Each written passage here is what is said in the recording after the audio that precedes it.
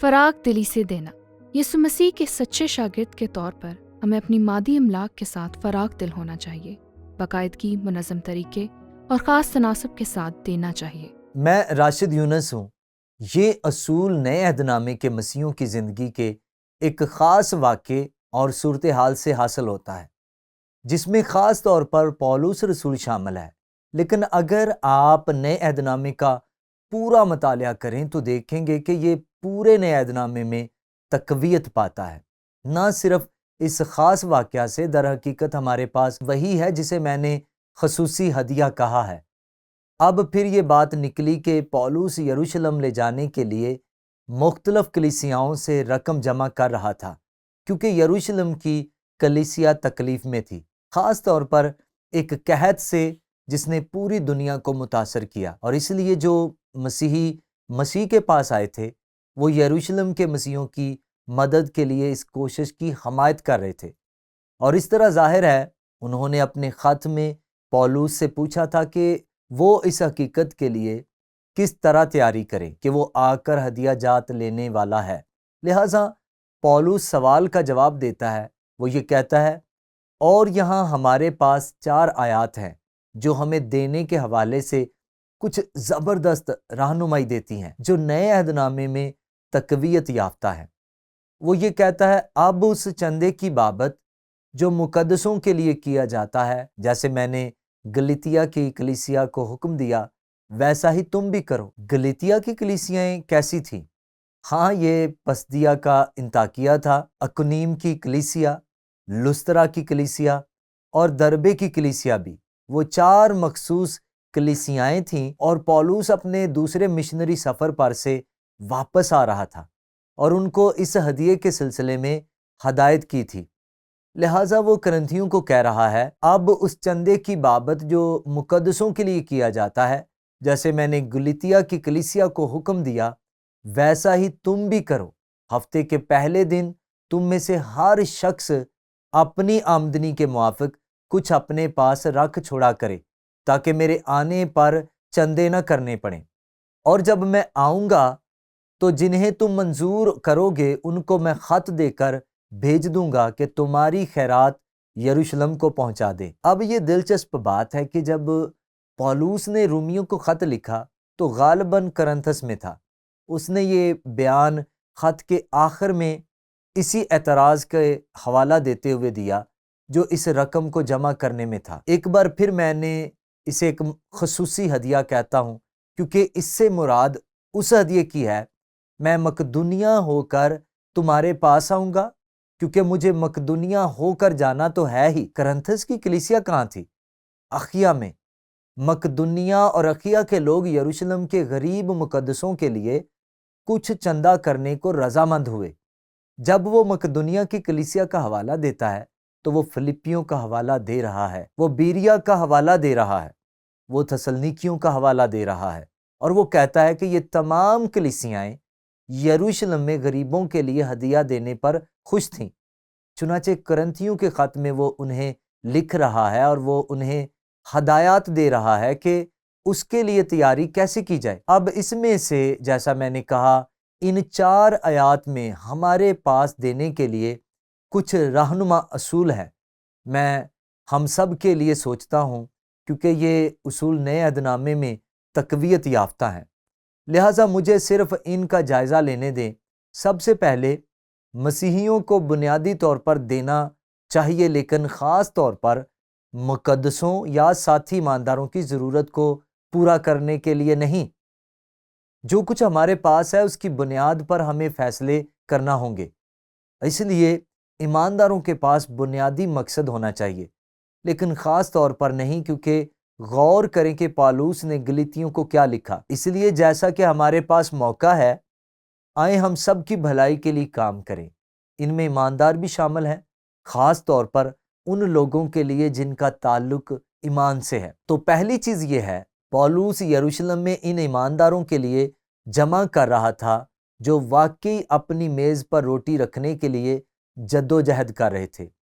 دوسری بات، تمام ایماندار، وہ کہتا ہے تم میں سے ہر ایک کو دینا چاہیے، چاہے ہمارے پاس زیادہ ہو یا تھوڑا، تھوڑے سے مراد بیوہ کی دمڑیوں کی طرف اشارہ ہے۔ یہ بہت تھوڑا ہو سکتا ہے، لیکن خدا کہتا ہے کہ جن کے پاس بہت تھوڑا ہے وہ بھی تھوڑا دے سکتا ہے۔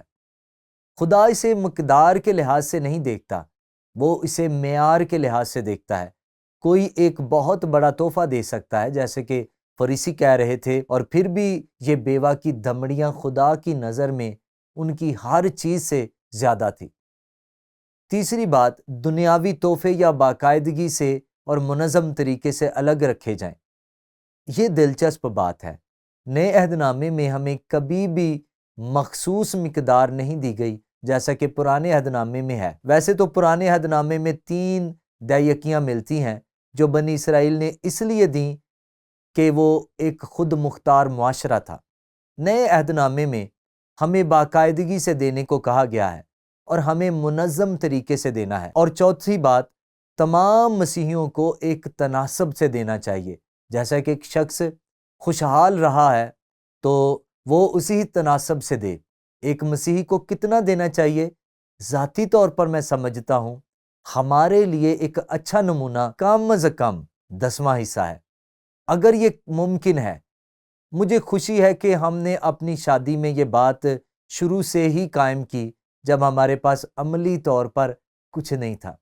شروع سے آغاز کیا، اور مجھے خوشی ہے کہ ہم نے ان ترجیحات کو قائم کیا، کیونکہ آپ جانتے ہیں کہ اس وقت سے لے کر اب تک ہم نے جو کچھ بھی کیا اس میں خدا کو ترجیح دی۔ خدا کا شکر ہے کہ ہم ایسا کرنے میں کامیاب ہوئے، لیکن میرے خیال میں یہ ایک اچھا نشان ہے۔ یہ آغاز کرنے کی جگہ ہے، لیکن ہمیں نئے عہد نامے میں بھی تناسب سے دینا ہے۔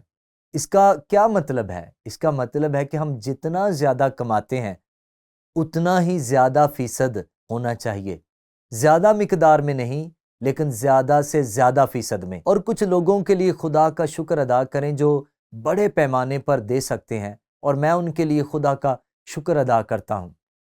میں بوب بفرڈ کے بارے میں جانتا ہوں جو اب یسوع کے ساتھ ہے، اور جب اس نے اپنا کاروبار چھوڑ دیا تو خدا نے اسے بہت ہی خاص طریقے سے استعمال کیا، اور جب اس نے اپنا سارا مال لے لیا اور اس نے اس میں مشغول ہونا شروع کر دیا، جسے وہ ریورس دیکی کہتے ہیں، وہ 90% دینے اور 10% پر زندہ رہنے کے قابل تھا۔ اس نے کہا، مجھ پر افسوس مت کرو، میں اب بھی اس 10% پر بہت اچھی طرح سے گزارا کرتا ہوں، لیکن اپنی فراخ دلی کی وجہ سے وہ بہت سے لوگوں کی خدمت کرنے اور برکت دینے کے قابل تھا، اور میں ایسے لوگوں کے لیے خدا کا شکر ادا کرتا ہوں۔ لیکن جو پالوس کہہ رہا ہے، اس مثال کے ذریعے کیا ہمیں باقاعدگی سے دینا چاہیے؟ ہمارا ایک نظام ہونا چاہیے اور منظم ہونا چاہیے، اور یہ تناسب میں ہونا چاہیے اس بنا پر کہ خدا نے ہمیں کیسے نوازا ہے۔ اور پھر ایک حتمی رہنمائی ہے، اور وہ یہ ہے کہ فنڈز وصول کرنے اور تقسیم کرنے والے قابل اعتماد اور جواب دہ ہوں۔ اور میں واقعی میں پولوس کے نمونے کی تعریف کرتا ہوں، کیونکہ اس نے صرف اتنا کہا تھا، جب میں آؤں گا تو جنہیں تم منظور کرو گے ان کو میں خط دے کر بھیج دوں گا کہ تمہاری خیرات یروشلم کو پہنچا دیں۔ دوسرے لفظوں میں پولوس اسے خود سے نہیں لے گا، اس کے ارد گرد دوسرے آدمی تھے، اس کے پاس توثیق تھی، یہاں تک کہ کرنتھیوں سے بھی، تاکہ ان کلیسیاؤں کی طرف سے لی گئی اور دی گئی ہر چیز کی ملامت سے بالا تر ہو۔ لہٰذا ہمارے پاس یہاں کچھ حیرت انگیز رہنما اصول ہیں۔ مجھے یقین ہے ہمارے دینے میں، ہماری مدد کرنے میں غور و فکر اور رد عمل سے متعلق سوال یہ ہے کہ بائبل خدا کے بعد اس بارے میں زیادہ کیوں بیان کرتی ہے کہ ہمیں اپنی مادی املاک کو کسی بھی دوسری چیز کی نسبت کس طرح سے استعمال کرنا ہے۔ اور ویسے میں یہ سوال اس لیے اٹھاتا ہوں کہ میں نے اس سوال کا جواب اور جوہر دریافت کر لیا تھا، اور وہ یہ ہے کہ بائبل اس بارے میں زیادہ بات کرتی ہے کہ خدا کے بعد ہم اپنی مادی املاک کو کسی بھی دوسری چیز کے مقابلے میں کس طرح استعمال کرتے ہیں۔ اور جب میں نے اسے دریافت کیا تو تب میں کل وقتی پاسٹر تھا، اور ہم اپنی ثقافت میں کافی معاشی بدحالی سے گزر رہے تھے، اور یقیناً دینے سے اثر پڑا۔ ہر بار جب آپ معاشی بدحالی کا شکار ہوتے ہیں تو یہ دینے پر اثر انداز ہوتا ہے۔ اور ویسے بھی مسیحیوں میں اس کی ایک وجہ ہے، اور وہ یہ ہے کہ مسیحیوں کی اکثریت کے پاس ان کے اپنے بجٹ میں خدا شامل نہیں ہے۔ لہٰذا اگر آپ کے بجٹ میں خدا شامل نہیں ہے اور معاشی بدحالی ہے تو سب سے پہلے کون کٹے گا؟ خدا، کیونکہ خدا بجٹ میں شامل نہیں ہے۔ اور یہ ایک بہت ہی دلچسپ مشاہدہ ہے۔ اگر خدا ہمارے بجٹ میں شامل ہے تو خدا ختم نہیں ہو پائے گا، باقی چیزیں ختم ہو جائیں گی، لیکن یہ ایک دلچسپ مشاہدہ ہے۔ بہرحال کلیسیائی بزرگ میرے پاس آئے اور کہنے لگے، راشد، آپ کو دینے پر تبلیغ کرنے کی ضرورت ہے۔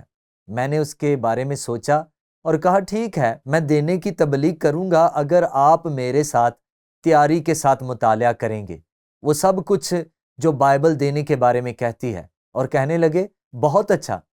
اور ہمیں احساس نہیں تھا کہ ہم کس چیز میں داخل ہو رہے ہیں۔